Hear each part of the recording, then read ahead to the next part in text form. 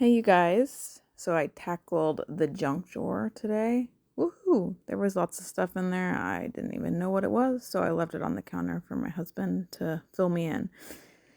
I was going to tell you a funny story from this morning. So I have 4 kids, 17, 15, 13, 11. The 15 and 13 are girls, and the 17 and 11 are boys. The 17-year-old drives himself to school. The rest of them I drive.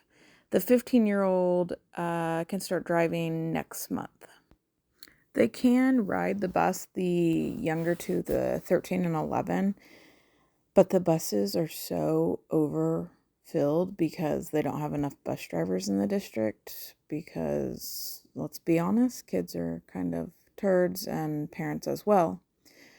So we live in a pretty big district, and they had 5th through 12th graders riding the same bus. So my youngest is a 5th grader, and it's all 3 to a C, and I just didn't feel comfortable with that.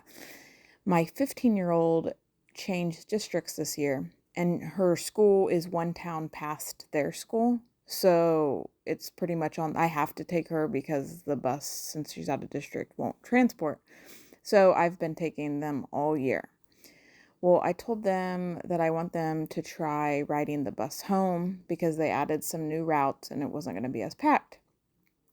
So they rode the bus home yesterday, and my son wanted to try riding it to school today. And now there is just 2 grades on his bus, so I felt okay with it. So he rode the bus to school. So then after I got him on the bus, me and the 15 and 13-year-old headed out, and I dropped the 13-year-old off at the middle school like normal.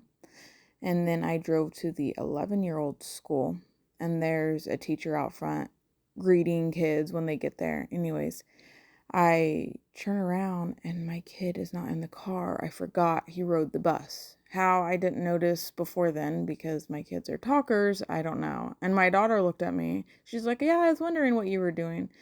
But she didn't say anything. So I felt so uncomfortable because I was up at the front and I just drove off instead of a kid hopping out. So that was embarrassing.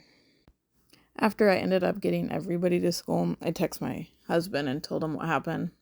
And he said, "Well, it's better than forgetting you do have a kid in the car."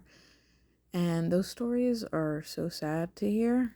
I've never done that, but it does. It worries me. I was scared yesterday if he were to fall asleep on the bus and the bus driver wasn't used to him being on there, that he would just be left on there. My mind always goes straight to worst case scenarios. But it was good, and he doesn't have a phone. We're not ready for that, so I'm not sure how the bus ride went this morning, but I will hear all about it after school, I'm sure. So anyways, have a good day, y'all. Bye.